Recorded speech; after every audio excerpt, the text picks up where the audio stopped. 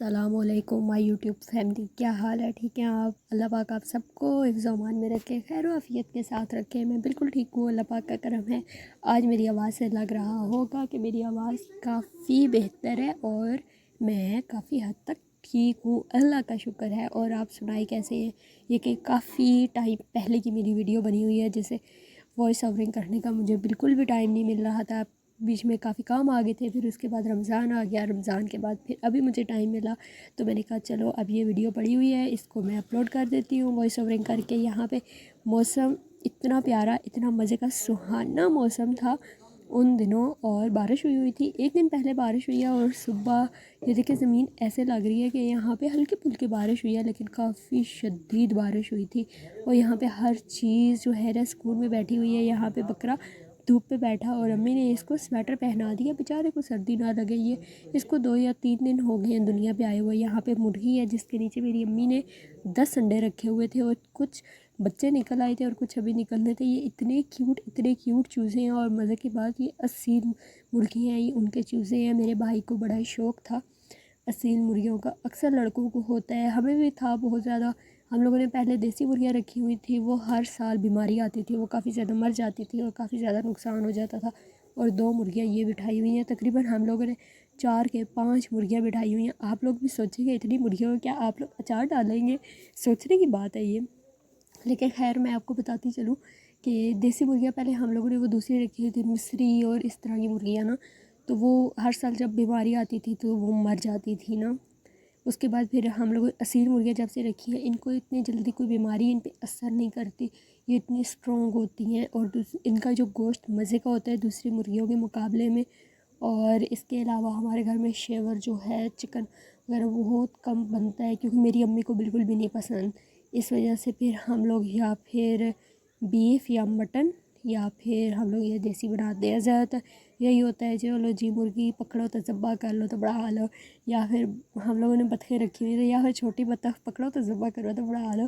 ابھی تو بڑی بطخیں ہیں، چھوٹی بطخیں امی نے ذبح کر دی، ختم کر دیا۔ وہ جو چھوٹی بطخیں اور اصیل مرغیاں ہیں نا، وہ آپس میں بہت زیادہ لڑتی تھیں، اس وجہ سے میری امی نے بطخوں کا وہ ہے نا جو چھوٹی بطخیں، ان کا کام ہی تمام کرتی ہے۔ امی کہتی ہیں یہ اگر اصیل مرغیاں رکھنی ہیں تو پھر چھوٹی بطخیں نہیں رکھنی، یا بطخیں رکھو چھوٹی یا پھر اصیل مرغیاں رکھ لو۔ اس وجہ سے پھر امی نے نا چھوٹی بطخیں جو ہیں وہ ذبح کر لی ہیں۔ امی نے کہا یہ ختم کرو، اصیل مرغیاں رکھو، یہ ٹھیک ہے۔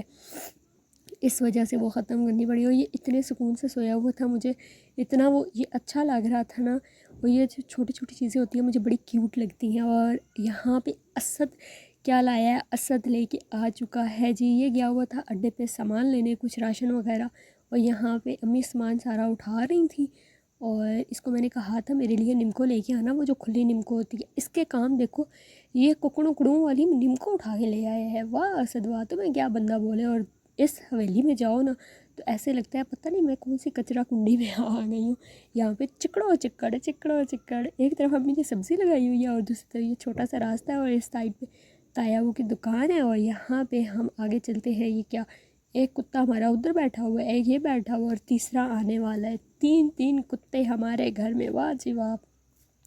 یہاں پہ اتنا پیارا نظارہ، اتنا پیارا موسم، اور کہاں ہم لوگ جنگل میں بیٹھے ہوئے ہیں، اور ادھر امی میری اپنی بکریوں کو چارہ شارہ ڈال رہی ہے۔ یہاں پہ 1-2 بکریاں ہماری گھر پہ ہوتی ہیں، اس وجہ سے ہوتی ہیں کہ دونوں کی، ایک کی بھی ٹانگ ٹوٹی ہوئی ہے، دوسری کی بھی ٹانگ ٹوٹی ہوئی ہے، اس وجہ سے وہ کھیتوں میں جاتی ہیں نا، کھدریوں وغیرہ میں۔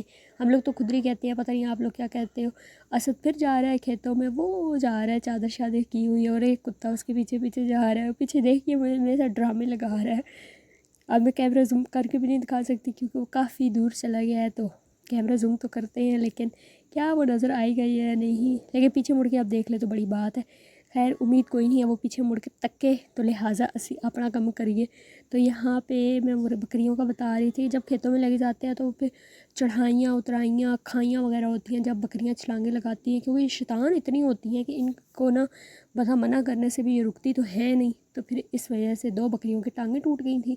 اب ان کی ٹانگوں پہ بیچاریوں پلستر وغیرہ لگا ہوا ہے، اور ان کے بچے شچے بھی ہیں، تو ان 2 کو ہم لوگ گھر پہ ہی رکھتے ہیں، گھر پہ ہی چارہ وغیرہ اور وہ دلیا وغیرہ ڈال دیتے ہیں کہ وہ گھر پہ ہی کھاتی رہتی ہے آرام سکون سے نا۔ باقی بکریوں کو وہ لے کے جاتا ہے پھر ساتھ، اور یہاں پہ ہر طرف پانی پانی، چکڑو چکڑ سمجھ نہیں آتا بندہ کدھروں جاوے تو کدھر نہ جاوے، کوئی پلے ہی نہیں پیندی گل۔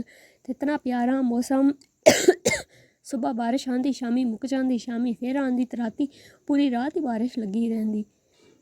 یہ پورا ہمارا گاؤں، ہمارا گھر بڑا ہی سہانا۔ اور اگر آپ میری ویڈیو فرسٹ ٹائم دیکھ رہے ہیں، چینل کو سبسکرائب کر لیں، بیل آئیکن کو دبا لیں تاکہ آنے والی میری ہر ویڈیو آپ تک پہنچتی رہے۔ دعاؤں میں یاد رکھیے گا۔ مجھے دیں اجازت، اللہ حافظ۔